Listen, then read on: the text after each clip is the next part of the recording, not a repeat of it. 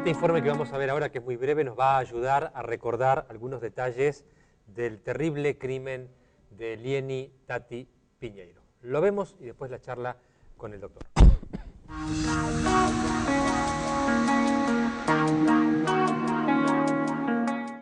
Corría el mes de julio de 2012 cuando la estudiante Lieny Tati Piñeiro, de apenas 18 años, luchaba por su vida en horas de la tardecita en medio del Trillo de la localidad de Puerto Esperanza, cuando fue golpeada con una piedra y herida a punta de navaja hasta ser degollada y abusada sexualmente de una manera salvaje.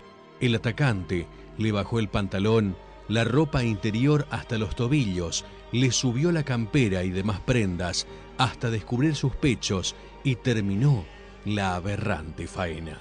En su desesperada defensa, Tati perdió una zapatilla, mientras que el atacante la arrastró 20 metros sobre el mismo trillo. Las autoridades se presentaron de inmediato y trascendieron los primeros datos. Tati no había bebido alcohol ni consumido alguna otra droga. Su cuerpo estaba limpio. En el lugar se encontró la hoja de una navaja múltiple tirada entre los yuyos. Fue el comienzo para buscar al sospechoso y que condujo hasta la casa de la familia Céspedes, donde se encontró entre las chapas de una parte del techo el resto del arma homicida.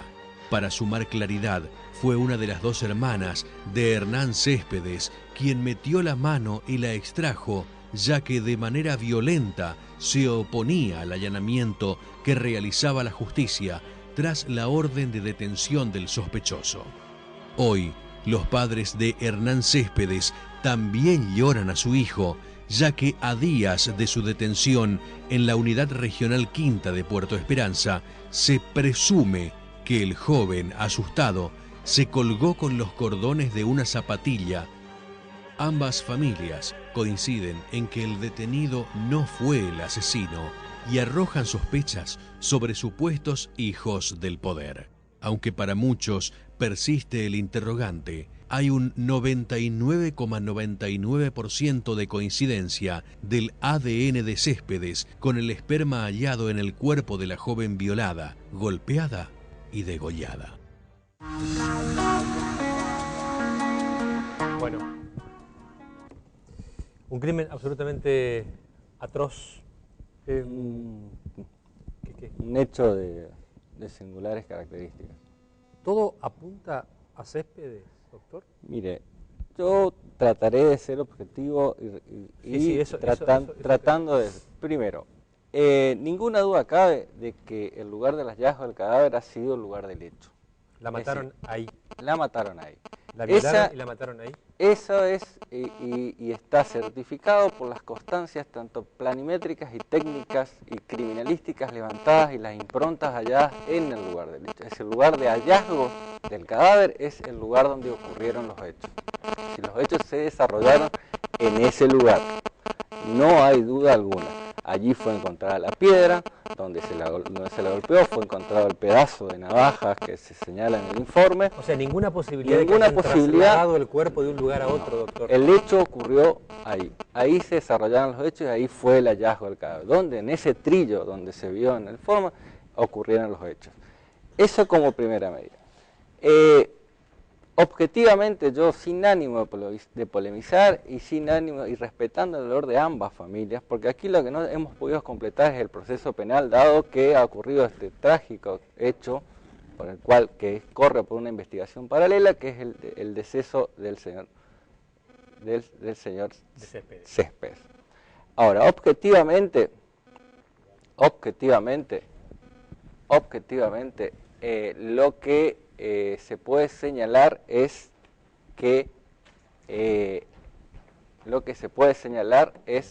que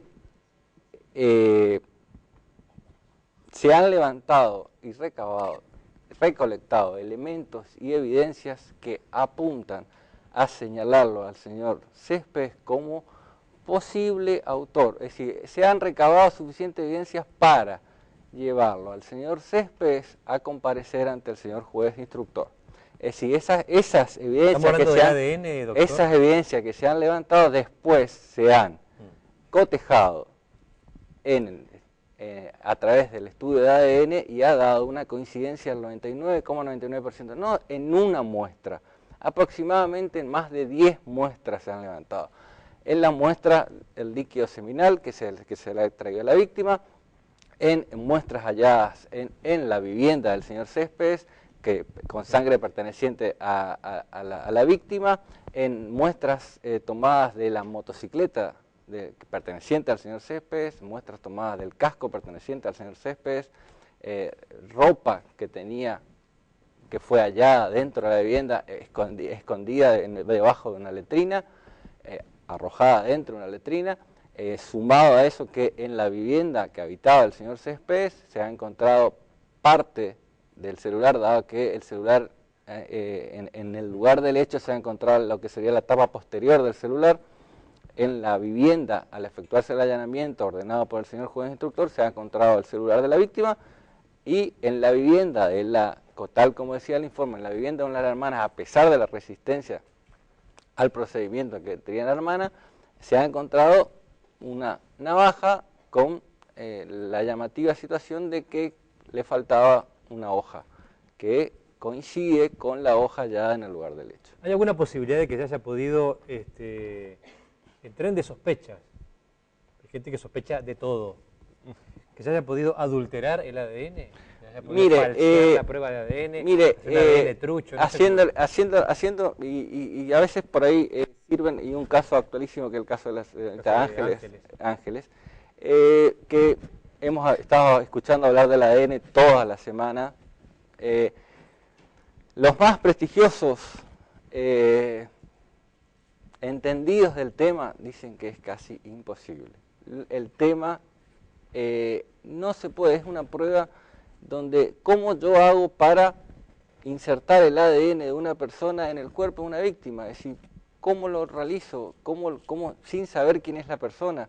Es decir, lo que hay que tratar de lograr es cómo se recolecta, cuándo se recolecta y cómo se preserva. Ahora, si una vez esto que se han cumplido los estándares en este caso y se envía el ADN, señores, el ADN es una prueba que otorga justamente una probabilidad del 99,99%. Es decir, ¿cómo hago yo para diseminar sangre de la víctima por un montón de lugares? 99,99%, si 100%. Único patrón genético hallado. Único patrón genético hallado en las muestras que fueron examinadas correspondía al señor Céspedes.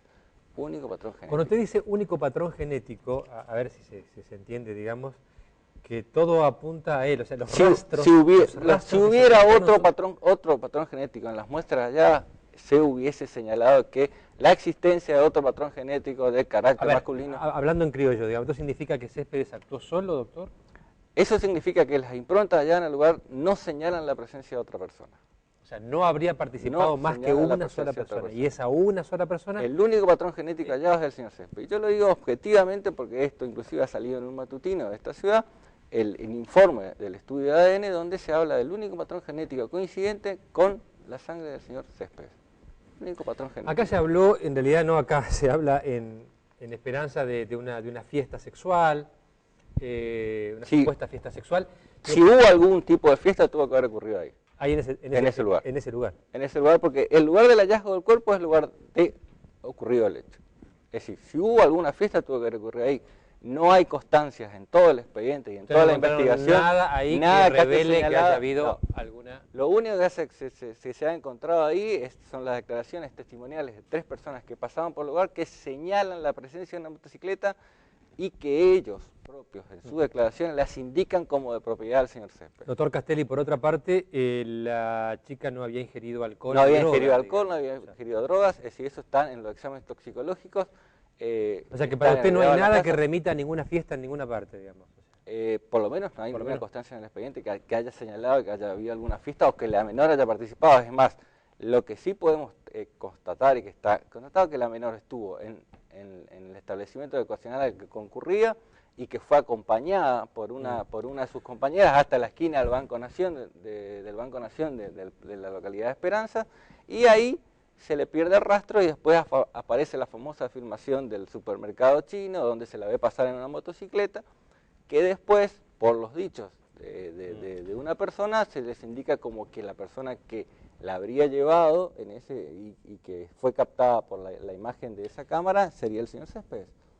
¿Ustedes lo tuvieron, le tomaron declaración al chico Gruber, digamos, que es una de las personas que mencionaba? Sí, el chico Gruber, como otras más de 60 personas que han pasado, se le ha tomado declaración, se le han traído muestras, como cualquier persona, porque fue mencionado, como él, fue mencionada la investigación y por directivas del señor juez instructor se le han recibido todas las declaraciones y se le han traído todas las muestras necesarias para cualquier cotejo que se realice.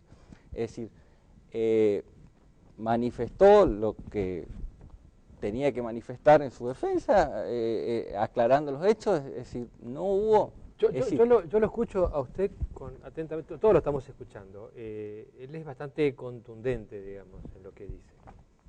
Yo trato de ser contundente con lo que está agregado al expediente y con las afirmaciones que están en el expediente. Es que es lo único que importa, el resto es fantasía. Mira, fantasía y las historias de la imaginación no me interesan. Yo digo, mis dichos están avalados por las constancias que obran en el expediente. Es decir, todo lo que yo le he dicho está judicializado en el expediente que se tramita ante el juez. Es decir, yo aquí no hago fantasía, no hago mente. Exacto, y le agradezco, digamos. Si esto es así, y no sé si me va a querer contestar esto, si quiere contesta y si no es su derecho. ¿No es un poco loco que la familia de Tati y la familia de Céspedes tengan el mismo abogado y que marchen juntos de la mano, digamos? Yo creo que los une el dolor. Los une el dolor de la pérdida de un ser querido. Ahora, habría que ver si en las actuaciones, cosa que yo no le puedo decir porque no desconozco, en las actuaciones es el mismo patrocinante. Si fuera así estaríamos ante una más que llamativa situación donde el mismo patrocinante patrocina tanto a lo que podría ser el victimario como la propia víctima o la familia de la propia víctima. No creo que se dé esa situación dentro del proceso. Por ahí... Céspedes no llegó a declarar. No. Se suicidó la noche anterior. Digamos, ese es un dato sí. Llamativo, digamos, también, ¿no? ¿Por qué se mata Céspedes, digamos? O sea, primero, ¿hay duda de que fue un suicidio o pudo haber sido un homicidio? Mire, yo tengo porque he seguido la causa, así que el señor juez, que es el doctor Fernández Ricci, lo ha procesado por incumplimiento de los deberes funcionarios públicos a quienes estaban encargados de la custodia. Al que le pasó un cordón para que se mate, digamos. Yo creo que eso no está acreditado, yo creo que le han pasado una vestimenta que fueron supuestamente, por lo que yo tengo entendido, que fueron llevados por los propios familiares. Tengo entendido que le pasaron un abrigo que contenía un cordón, es decir, quizás el incumplimiento de los deberes que ha tenido esa persona en la custodia en no advertir la presencia de ese cordón que estaba por dentro, en una capucha tenía un cordón por dentro, supuestamente que eso es, porque eso corre en otra causa donde se investiga y donde se hayan procesado los efectivos que debían encargarse de la custodia y de que esa persona llegue ante el juez de manera perfecta. Céspedes se ahorcó, digamos. O sea. Es decir, no ha habido, según la autopsia y según otra cosa, no ha habido otro indicio de que señale otra cosa. Es decir, porque si no, hoy estaríamos hablando del homicidio del señor Céspedes. Y hoy estamos hablando de que hay un procesamiento que creo que está confirmado inclusive por la Cámara, donde se habla de una infidelidad en la custodia y una falta de observancia a los deberes funcionarios públicos en la custodia del señor Céspedes. O si no, estaríamos hablando de un homicidio. Y hasta ahora yo no hablé de un homicidio. Decir, ahora, estaba pensando en esto, ¿no? Hasta ahora, por lo que usted está diciendo, todo apunta a Céspedes. Es que no se ha podido completar el proceso. Claro, estaba pensando en eso. Céspedes está muerto, por lo tanto, si fue Céspedes, este va a ser un caso impune. Porque el hombre no se ha podido, no se va a poder llevar a cabo todas las instancias que tiene el proceso penal. Es decir, claro, el principal acusado no puede declarar. Se ha quitado la vida, según lo que dicen los familiares de ellos, pues yo lo sigo atentamente al caso, supuestamente lo ayudaron o no sé, esas son cuestiones que corren por cuenta de quien lo dice. De lo que yo sigo y trato de ceñirme a lo que es la investigación del hecho, el juez lo tiene procesado a las personas que debían custodiarlos por incumplimiento de los deberes funcionarios públicos. Es decir, no los tiene procesado por homicidio, porque yo no creo que ningún juez, que ante la menor sospecha que puede llegar a haber un homicidio, no va a tomar cartas en el asunto. Es decir, yo ¿Había cabellos rubios en una de las manos del cadáver? Mire, todos los elementos que se han levantado, se han peritado y se han llevado. Se han hecho todos los estándares necesarios como para saber. Es decir, cuando viene el estudio de ADN que arroja un 99,99% de probabilidad respecto a la participación del señor Céspedes, que después debía haberse llevado, porque después tiene que cumplirse con lo que es el debido proceso penal, y que no se puede realizar debido a una cuestión que todos conocemos. Es decir, hoy por hoy, si esto no hubiese ocurrido, estaríamos hablando de que podríamos dilucidar toda esta cuestión, de que si hubo o no alguna otra participación, que lo puede participar. En las pruebas que tenemos, en las pruebas que hemos recolectado, nosotros no pudimos técnicamente probar que haya participado otra persona. Es decir, no hay rastros genéticos. Y le pongo como ejemplo el caso de esta chica Angélica Ramírez en Puerto Rico. En Puerto Rico. El estudio de ADN demostró, y que se ha publicitado, porque el estudio de la existencia de 2 patrones genéticos más. Y se han llevado a cabo las explicaciones. Es decir, 2 patrones genéticos más dentro del cuerpo. Fíjese que a ella se la inhumó, se la exhumó, y ahí en ese nuevo estudio se produce, se recaba la información, es decir, el hisopado, todo, donde se logra establecer que había 2 patrones genéticos más.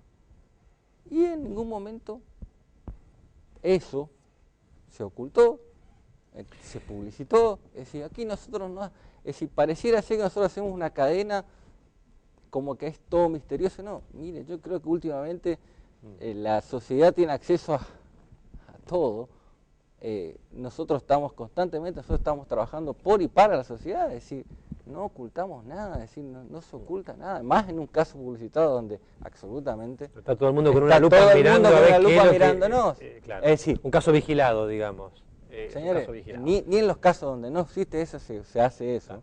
Imagínense en un caso donde sabemos que es noticia y sabemos que le interesa a la sociedad, y a la sociedad le interesa saber qué hacemos nosotros. Pero para cerrar, gracias. El doctor Castelli no es abogado, digo por si agarraste la charla empezada, no es abogado de nadie. No es abogado ni de uno ni del otro, no está. Es un funcionario designado por el Poder Judicial de la provincia para ayudar al juez en la investigación. No tiene interés, digamos, de parte. No tengo ni interés de una parte ni de una parte. Respeto el dolor, ya le vuelvo a repetir, de las ambas familias por la pérdida de los seres queridos, pero yo no tengo, yo estoy para ayudar al señor juez instructor. Gracias por haber venido. Al contrario, gracias. Al último corte, último bloque, mensajes, despedida y...